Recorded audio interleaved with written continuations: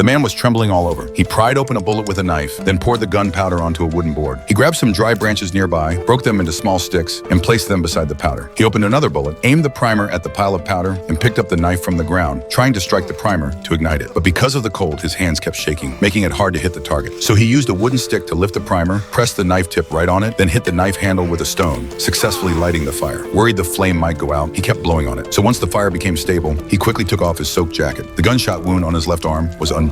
He picked up a wineskin, took a big gulp, then poured the rest of the strong liquor onto his wound. The sting made him yell out in pain. He stuffed his sock into his mouth, picked up the knife, wiped it clean, took a deep breath, and sliced into his wound, trying to remove the bullet. Finally, the bullet came out with blood and pus. I can't even imagine how painful that was. But that was just the first step. Then he stuck the knife into the fire, tightened the sock in his mouth, pulled the knife out again, heated it once more, bit down hard, and pressed the red-hot blade against the wound to disinfect and stop the bleeding. He passed out right after. At that moment, his enemies were slowly getting closer. Somehow sensing danger, he realized he'd stayed too long. To confuse the enemy, he stomped around, leaving many fake footprints, then used branches to sweep away the real ones. But halfway through, he realized how stupid this was. It would only buy a little time, not truly shake them off. Looking at a big tree nearby, he came up with a new plan. Meanwhile, the bounty hunters chasing him found the fire pit that had just gone out. They decided to split up, exactly what the man was hoping for. Hiding in the tree, he watched one enemy approach alone. He grew nervous. He knew if caught, he wouldn't escape again. Suddenly, the enemy paused, noticed the footprints in the snow stopped, and began to look around, eventually looking up. The man in the tree panicked. He was about to attack, but thanks to the leaves, the fat guy didn't spot him. Just as the man sighed in relief, blood dripped onto his hand, then dropped onto the snow. Following the trail, the fat guy finally looked up.